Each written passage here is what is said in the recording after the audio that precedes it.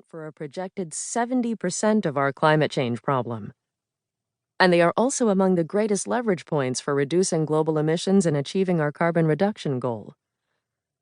All four of these factors are human choices, and all four have alternatives.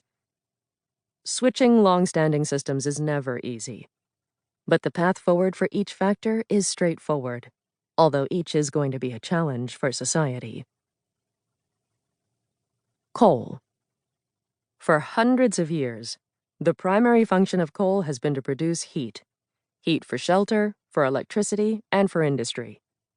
The Industrial Revolution was made possible by coal because England had plenty of it. Coal required little technology, and it was easy to burn. Coal-fired steamships and trains then moved products across the globe. Centuries later, some countries around the world still depend on coal to either heat homes and food directly, or to do so indirectly through coal-powered electricity plants. All the coal on Earth was formed by the decomposition of ancient plants and animals buried hundreds of millions of years ago. Through this slow process, molecules of carbon and hydrocarbons are compressed and become coal far beneath the Earth's surface. As long as coal remains underground, the carbon is contained, or sequestered, and can safely be ignored. Extracting the coal through mining and then burning it releases the sequestered carbon and emits it into the atmosphere as carbon dioxide.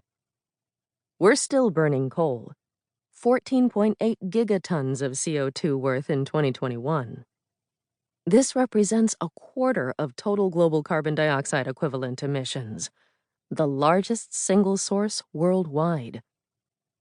For the first time, there are plenty of cheap, reliable, low-polluting alternatives to coal. Now we need to put them into place. Combustion. Combustion happens whenever we apply heat to fossil fuels in order to release their energy. Heat is produced, but stored carbon is also released. Cars run on combustion, and so do gas-fired power plants and your backyard grill. Coal combusts as well, but it's such a big part of the problem that it's worth treating as a separate category. Throughout this almanac, you'll see examples of how people are reducing and replacing combustion with other smarter, more resilient sources of energy. Cows. Compared to a coal plant, a cow seems benign. But cows produce methane. Cows are near the top of the food chain, and cows live on a lot of land. While there is far more carbon dioxide than methane released globally each year, 70 times as much, methane has 84 times the potential for trapping and heating the air over a 20-year period. The beef and dairy cattle industry is a primary source of greenhouse gas emissions globally. Cows create methane through their digestive and waste elimination processes. Through the digestive process alone, each cow will belch 220 pounds, 100 kilos of methane every year. The planet is home to an estimated 1.4 billion cows. In developing countries, meat consumption is increasing. In just 25 years, the consumption of beef in Asia is expected to triple. In addition to the methane emissions from cows, the impact of cattle grazing affects climate change through the degradation of land and soil and the reduction of biodiversity. The United States alone has 95 million cows, and their grazing areas take up nearly half of the country's land. Reducing methane is a fast and powerful way to impact our climate. Concrete.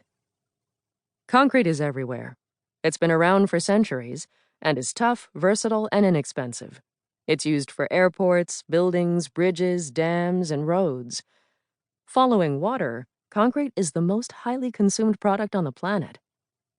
People are often surprised to discover that this one product contributes 8% of all global carbon dioxide emissions.